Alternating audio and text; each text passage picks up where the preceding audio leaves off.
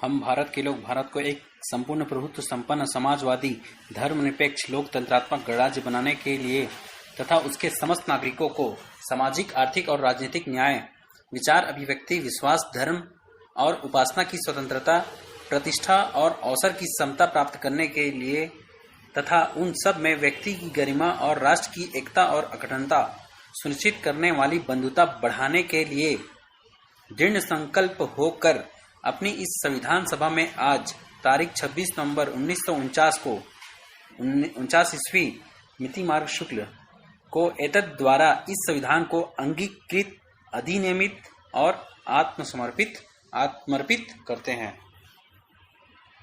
Good morning बच्चों। चलिए एक बात बताइए, आप लोग जब कोई खेल खेलते हैं तो उसके लिए कोई नियम बनाते हैं या नहीं? जरूर आप कोई खेल जब भी खेलते हैं, जैसे फुटबॉल खेलते हैं, क्रिकेट खेलते हैं, कबड्डी खेलते हैं या कोई भी खेल खेलते हैं तो उसका एक नियम होता है। तो उसी तरह से हम लोग देखते हैं कि कोई भी काम का, घर का कोई भी नियम, घर में भी सबके घरों का अपना अपना एक नियम होता है। उसी तरह से हर चीज का नियम बनाए जाते हैं। ये नियम इसलिए बनाए जाते हैं ताकि उस अनुरूप लोग काम को कर पाए। अगर नियम नहीं बनाए जाए तो क्या होगा कि काम सही दिशा में, सही ढंग से नहीं होगा। तो हम लोग आज का जो क्लास है इस पे यही देखेंगे, जब भारत हमारा आजाद हो गया तो उसके बाद इस देश को चलाने के लिए कुछ नियम बनाए गए। जो नियम बनाए गए उसी नियम के एक दस्तावेज को लिखा हुआ एक बुक को, एक किताब को जिसको रखा गया, उस किताब में लिख के उस नियमों का, उस दस्तावेज को, उस बुक को, उस किताब को क्या नाम दिया गया? संविधान। यानी हमारा संविधान या भारत का संविधान।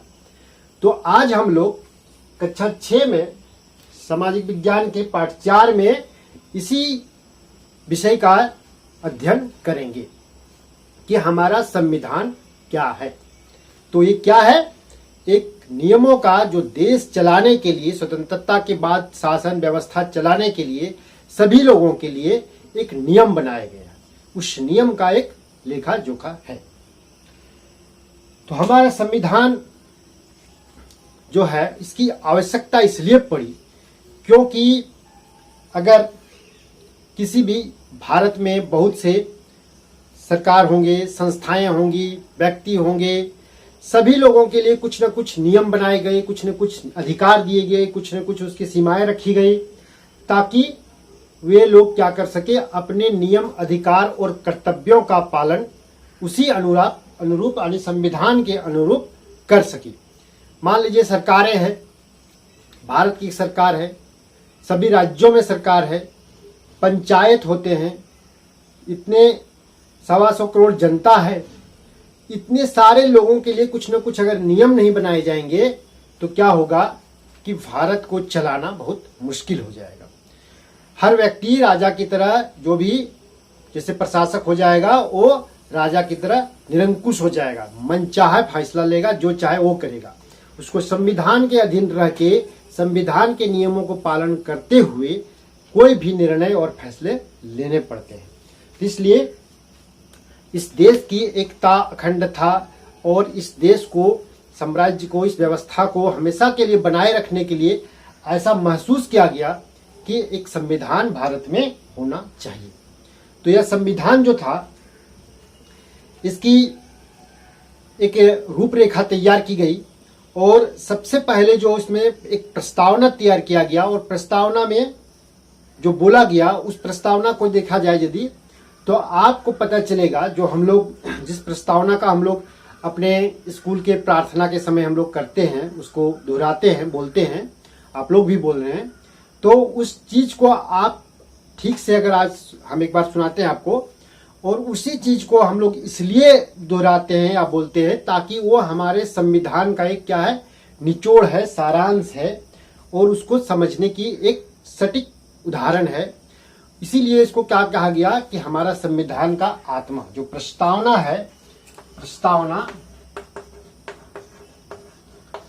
प्रस्तावना को बोला गया संविधान का आत्मा। ये प्रस्तावना जैसा कि आप लोग जानते हैं, लेकिन फिर से इसकी थोड़ी सी हम चर्चा करना चाहेंगे। इसमें है कि हम भारत के लोग भारत को एक संपूर्ण प्रभुत्व संपन्न समाजवादी पंथ निरपेक्ष लोकतंत्रात्मक गणराज्य बनाने के लिए संविधान सभा में आज तारीख 26 नवंबर 1949 ईस्वी को एतद द्वारा इस संविधान को अंगीकृत, आत्मनिर्मित, नियमित और आत्मसमर्पित करते हैं। कहने का मतलब ये जो नियम बनाए गए हैं, इससे इस पे ये क्लियर है कि आप इस संविधान में क्या क्या है और इस नियम को हम अपने लिए बना रहे हैं, किसी अन्य के लिए नहीं बना रहे हैं। ये एक झलक है उसमें, ठीक है। ये संविधान का एक झलक है। इसकी अगर आप डिटेल से इस प्रस्तावना को समझना चाहते हैं तो क्लास 8 की एक वीडियो मैंने बनाया है, इस पे क्लास 8 के संविधान का विशेषता का, उस पे इसका हमने इस वीडियो को डाला है। आप YouTube में जाके देख सकते हैं, ठीक है।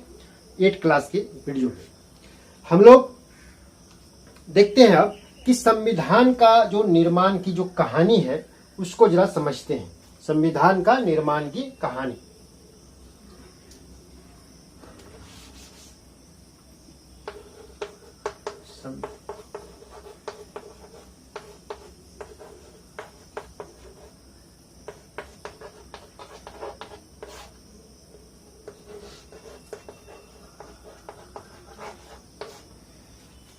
इसको समझते हैं थोड़ा। संविधान के निर्माण की कहानी। जब भारत की स्वतंत्रता की लड़ाई चल रही थी, वो लगभग अंतिम चरणों में था, तो इंग्लैंड से एक कमीशन आया, उसको कहते हैं कैबिनेट मिशन योजना। यानी कैबिनेट मिशन, इंग्लैंड का एक कैबिनेट का एक कुछ सदस्य आए और इन सदस्यों द्वारा कुछ निर्णय लिए गए। उन लोग को लगा कि भारत को अब स्वतंत्र कर देना चाहिए, इसके लिए वो निर्णय लेने के लिए यहाँ पे आए थे। और उसी में उन्होंने जुलाई 1946 में ये निर्णय ले लिए कि भारत का एक संविधान होगा, भारत स्वतंत्र किया जाएगा और उसका एक संविधान होगा। ये जुलाई 1946 में ऐसा निर्णय आ गया। उसमें था कि प्रत्येक 10 लाख जनसंख्या पे एक व्यक्ति को प्रतिनिधित्व दिया जाएगा और वयस्क मताधिकार के द्वारा एक निर्णय संविधान सभा का निर्माण किया जाएगा। तो संविधान सभा का चुनाव हुआ, यानी भारत जो अंग्रेजों के अधीन था उस भारत में चुनाव हुआ, और जिसमें देसी रियासत, देसी राजा थे, वहां पे चुनाव नहीं हुआ, वहां पे राजा के कोई प्रतिनिधि को संविधान सभा में रखा गया। यानी कुल 296 का वोटिंग हुआ, और जिसपे 296 और बाकी 93 जो थे, इनका देसी रियासत, जो देसी राजा थे, इनका सदस्यों को रखा गया। यानी कुल मिला के 389 सदस्य थे संविधान सभा में, 389। इस पे कांग्रेस के सदस्य थे 208 कांग्रेस पार्टी के, और 73 सदस्य थे मुस्लिम लीग के, ये निर्वाचित थे। और कुछ जो बचे वो किसी दूसरे छोटे मोटे और पार्टियों के सदस्य थे। कुल मिला के 389 सदस्य की चुनाव की गई, जिसमें से 15 महिलाएं भी थी। यानी महिलाओं का उसमें महत्व हुआ दिया गया था, और 15 महिलाएं थी। इस तरह से मुख्य व्यक्ति लोगों को जो थे, उसमें से संविधान सभा में कुछ विशेष पद भी दिए गए। जैसे एक पद था, उसपे प्रस्तावना समिति, उसका अध्यक्ष बनाया गया जवाहरलाल नेहरू को। उस समय ये जो अस्थायी अध्यक्ष बनाया गया वो थे, उनको बनाया गया सच्चिदानंद सिन्हा को। अस्थायी सदस्य सच्चिदानंद सिन्हा बने, और अस्थायी अस्थायी अध्यक्ष बने सच्चिदानंद सिन्हा, और अस्थायी अध्यक्ष, तो संविधान सभा के अध्यक्ष कौन बने? राजेंद्र प्रसाद बने, जो बाद में राष्ट्रपति भी बने भारत के। तो राजेंद्र प्रसाद जो थे अध्यक्ष बने। प्रस्तावना समिति के जो समिति बना उसके अध्यक्ष थे जवाहरलाल नेहरू। एक समिति और बना जो सबसे इंपॉर्टेंट समिति था, प्रारूप समिति। प्रारूप समिति, प्रारूप समिति में जो सदस्य थे तो अध्यक्ष थे डॉक्टर भीमराव अंबेडकर। डॉक्टर भीमराव अंबेडकर प्रारूप समिति जो था मुख्य रूप से उसके अध्यक्ष थे डॉक्टर भीमराव अंबेडकर। इसके और सदस्य थे 6, जैसे सैयद मोहम्मद समदुल्ला, एन गोपाल स्वामी अय्यर, एन माधव राव, अलादी कृष्णा स्वामी अय्यर, कन्हैया लाल, मानिक लाल मुंशी और टी कृष्णाचारी। तो इस तरह से इन लोगों का प्रारूप समिति बना। प्रारूप समिति का काम क्या था कि संविधान का जो प्रारूप लिखा जाएगा इसी समिति का काम था। इसने विश्व के जितने भी मुख्य देश थे सभी देशों के संविधानों का मतलब अध्ययन किया गया। अमेरिका का, इंग्लैंड का, इंग्लैंड में कोई संविधान लिखित नहीं है, अलिखित परंपराओं से चलता है, और अमेरिका में है, कनाडा में है, दक्षिण अमेरिका का था। तो इस तरह से बहुत से देशों के संविधानों का अध्ययन किया गया और उनके अध्ययनों में जो उसकी अच्छी अच्छी बातें थी उन बातों को समाहित करके हमारे भारत का संविधान बनाया गया और साथ ही भारत की जो परंपराएं थी उस परंपराओं को भी इस पे समाहित किया गया।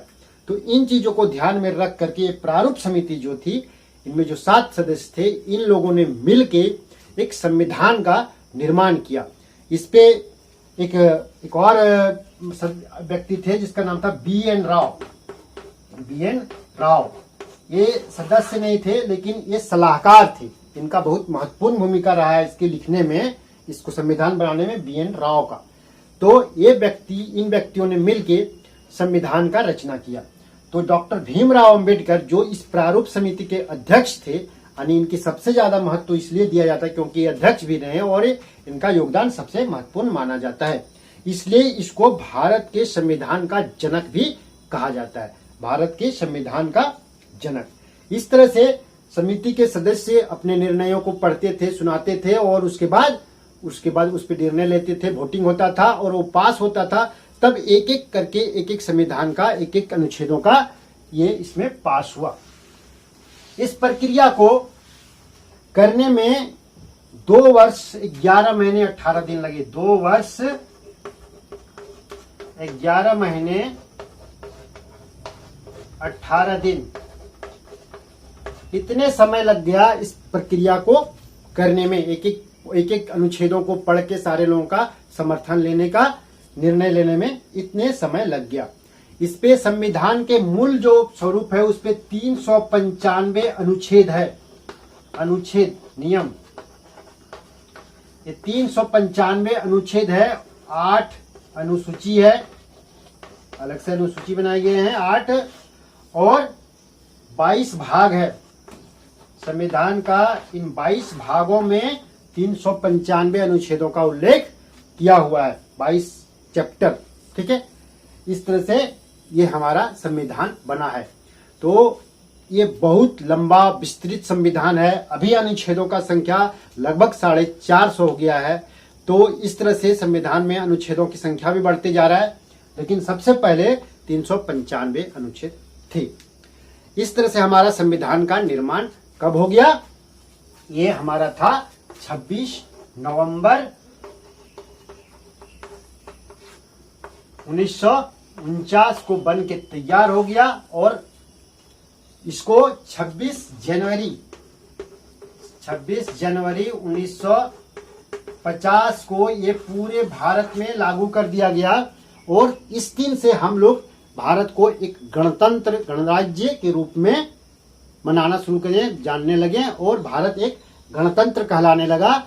और गणतंत्रता दिवस हम लोग इसी दिन 26 जनवरी को हर साल झंडा इसलिए फहराते हैं, तो इसी दिन को याद करने। ये हमारा कहानी था आपका संविधान निर्माण का। झारखंड के विषय में हम लोग देखते हैं कि झारखंड के लोगों का क्या योगदान था हमारे इस संविधान निर्माण में। तो झारखंड के लोगों का कभी पीछे नहीं रहे हैं। तो झारखंड के लोग भी इसमें से 2 ऐसे व्यक्ति थे जो इस संविधान सभा के सदस्य थे।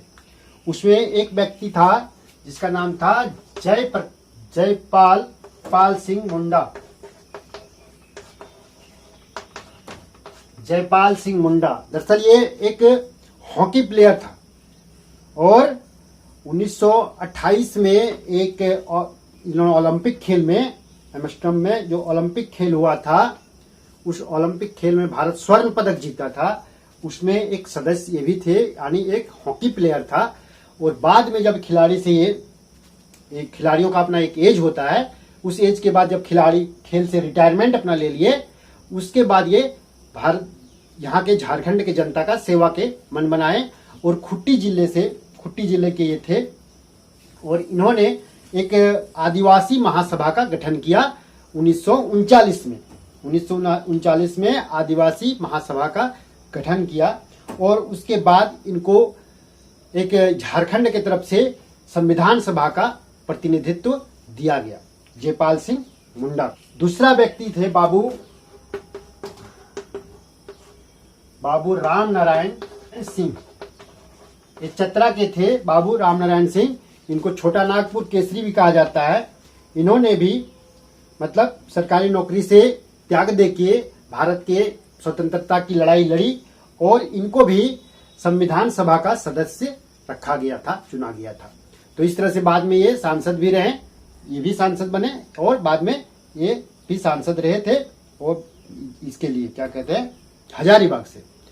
तो इस तरह से हम लोग देखें कि झारखंड के भी 2 सदस्य हमारे संविधान सभा के सदस्य थे, उतने सदस्यों में 389 में। तो ये था हमारा हमारे संविधान का एक मतलब परिचय निर्माण हुआ, उसके विषय में आप जानें। इसको आप एक बार पढ़ेंगे और अपने क्वेश्चन आंसर को भी करेंगे।